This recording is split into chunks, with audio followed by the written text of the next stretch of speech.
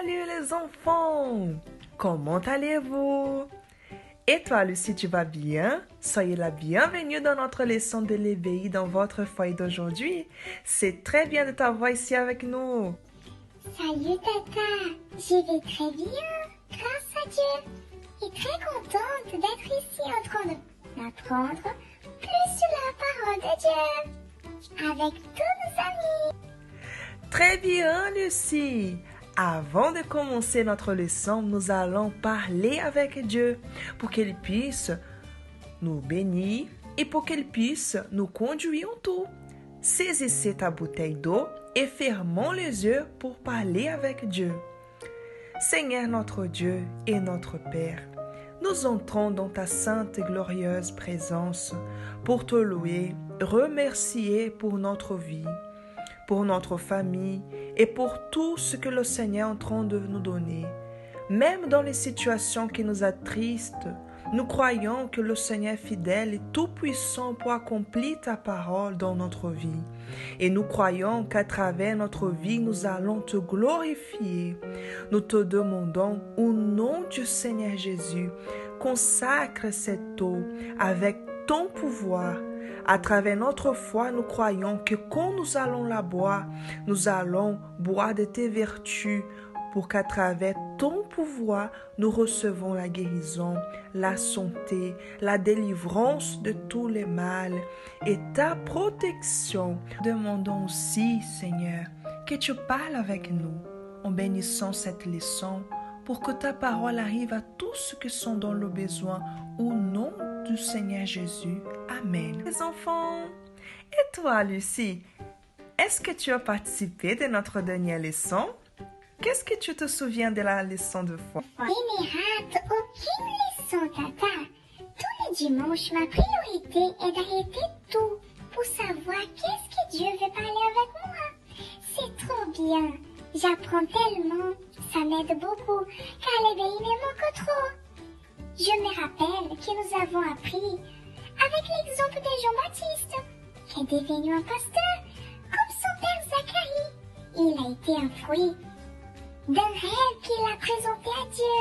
Et Dieu l'a surpris, car jusqu'au jour d'aujourd'hui, nous écoutons parler de Jean-Baptiste, car il a été beaucoup utilisé par Dieu pour annoncer sa parole. Très bien, Lucie, c'est ça même. Et en nous rappelant encore de ces derniers thèmes, nous allons parler aujourd'hui un peu plus de la mission du pasteur. Est-ce que tu sais quelle est la mission du pasteur? Le pasteur a la mission d'annoncer la parole de Dieu à tous, comme Jean-Baptiste, n'est-ce pas, Tata? Voilà, c'est ça, le pasteur messager de Dieu. Être un pasteur ou une épouse de pasteur dépend d'un désir personnel, de se mettre à la disposition de Dieu et de l'œuvre de Dieu, abandonnant ses rêves personnels pour vivre 24/24 les rêves de Dieu. Le pasteur est utilisé par Dieu pour délivrer les personnes de l'action du mal, de guérir non seulement les douleurs physiques ou des maladies, mais ainsi que la douleur de l'âme qui fait la personne être triste et n'importe quel sentiment qui lui fait du mal. Et surtout, pour annoncer la parole de repentance en apprenant les personnes qu'elles peuvent recevoir le bien le plus précieux que c'est le salut de l'âme et ainsi avoir la condition de vivre éternellement avec Dieu. Peut-être que tu admires un personnage d'un dessin animé ou un film, par exemple un super-héros, mais le pasteur c'est un exemple pour nous, car la mission de sauver est la plus importante qui existe dans le monde. Comme c'est important la mission du pasteur, Tata. Mais est-ce que je peux sauver des âmes aussi, Tata? Bien sûr, Lucie. Ce désir de gagner d'âme naît en nous quand nous recevons le Saint-Esprit. Même s'il n'y a pas ce désir d'être un pasteur ou une épouse de pasteur, étant rempli du Saint-Esprit, naturellement, ton désir sera de gagner beaucoup d'âmes pour Jésus. Non seulement en train de prêcher, mais aussi à travers ton témoignage de vie. Quand tu verras un ami triste, par exemple, tu peux parler au combien Jésus l'aime. Tu peux l'inviter pour venir à l'ébéir avec toi. Tu peux aussi l'apprendre ce que tu es en train de recevoir dans les leçons de foi. C'est trop bien, Tata! Je vais être remplie du Saint-Esprit pour annoncer la parole de Dieu au maximum de personnes que je pourrais aussi. Ainsi, comme Jean-Baptiste, qui a été utilisé par Dieu avec joie où il allait, sans avoir la honte ni la peur, mais avec beaucoup de joie et plaisir, car il avait au-dessus de tout le désir d'être utilisé par Dieu. Tu as bien compris, Lucie. Je suis très contente pour ça. Maintenant, on y va lire le verset que nous allons méditer cette semaine. Je te demande d'ouvrir ta Bible dans le livre de Marc, le chapitre 16 et le verset 15. Est-ce que tu peux lire pour nous, Lucie? Qu'est-ce que dit le verset? Oui, Tata. En Marc, chapitre 16, verset 15 dit: Puis il leur dit: Allez par tout le monde et prêchez la bonne nouvelle à toute création. C'est justement ce que nous avons appris. Jésus en train de nous dire pour prêcher l'évangile à tout le monde. C'est ça, Lucie.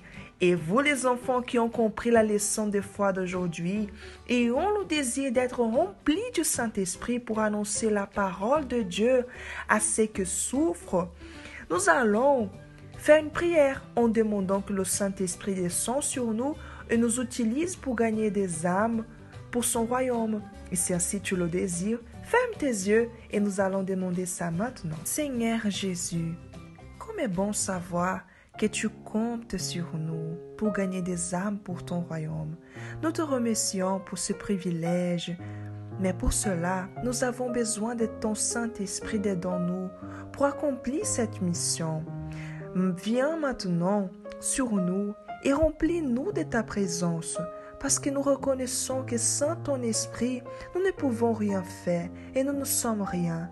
Nous dépendons de toi pour continuer, pour nous maintenir sauvés et amenons aussi d'autres personnes à voir ces grands trésors que le Seigneur pourrait nous donner, que c'est le salut éternel. Nous te louons et te remercions parce que nous avons la certitude qu'à travers nous, ton nom sera glorifié. Amenons le maximum des âmes pour ton royaume. C'est ce que nous te demandons et te remercions au nom du Seigneur Jésus. Amen. Maintenant, Lucie, explique à nos amis qu'est-ce que nous allons faire cette semaine pour pratiquer ce que nous avons appris. Oui, Tata! Tu as aimé la leçon d'aujourd'hui et Dieu a parlé avec toi à travers cette leçon de foi.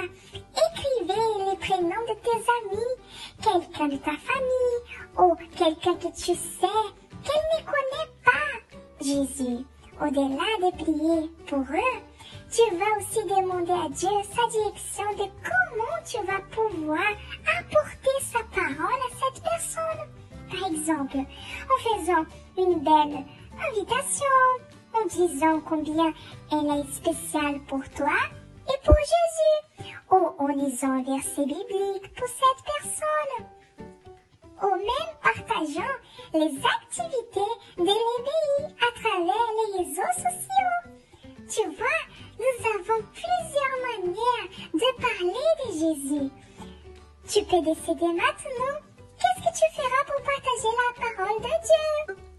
Et voilà les enfants, c'était un grand plaisir d'être ici avec vous. Merci Lucie pour ta compagnie et que Dieu bénisse à tous au nom de Jésus.